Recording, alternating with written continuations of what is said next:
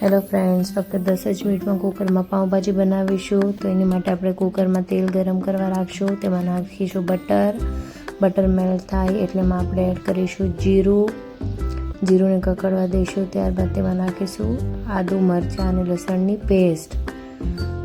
હવે તેમાં એડ કરીશું આપણે ઝીણી સમારેલી ડુંગળી અને ઝીણા સમારેલા ટામેટાં એડ કરીશું તેમાં. હવે બંનેને સારી રીતે આપણે મિક્સ કરી લઈએ.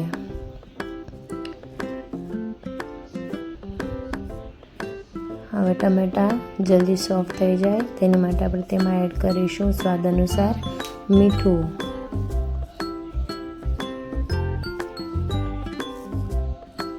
હવે તેને આપણે મિક્સ કરી લઈએ.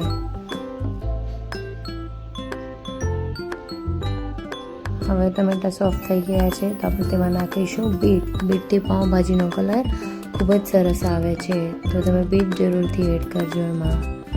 હવે એને સારી રીતે મિક્સ કરી લઈએ અને તેમાં આપણે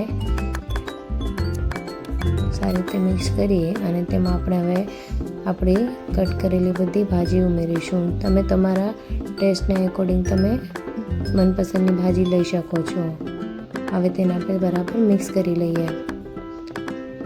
મિક્સ કર્યા બાદ તેમાં મસાલા નાખીએ. એમાં હળદર પાવડર અડધી ચમચી, 2 ચમચી લાલ મરચું પાવડર, 2 ચમચી ધાણા જીરું પાવડર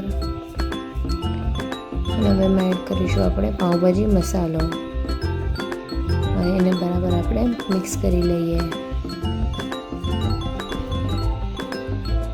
તો બધો મસાલો આપણી ભાજી સાથે સરસ મિક્સ થઈ ગયો છે.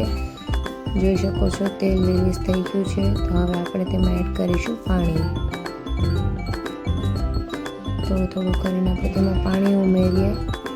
શાકભાજી ચડી જાય એટલું આપણે એમાં પાણી એડ કરીશું અને હવે એને આપણે કુકરનું ઢાંકણું બંધ કરી અને 4 થી 5 વિસલ કરી લઈએ આપણે.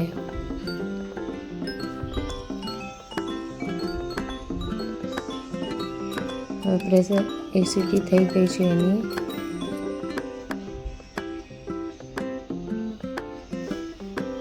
હવે 4 સીટી આપણી થઈ ગઈ અને પ્રેશર રિલીઝ થઈ ગયું છે. તો હવે આપણે ચેક કરી લઈએ. તો જોઈ શકો છો ફ્રેન્ડ્સ, આપણી ભાજી ખૂબ જ સારી રીતે કૂક થઈ ગઈ છે. હવે પોટેટો મેશરથી તેને આપણે મેશ કરી લઈએ.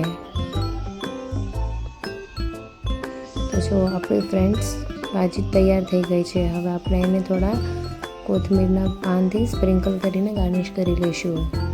તો જો ખૂબ જ ટેસ્ટી એવી 10 મિનિટમાં બને તેવી પાઉંભાજી રેડી છે.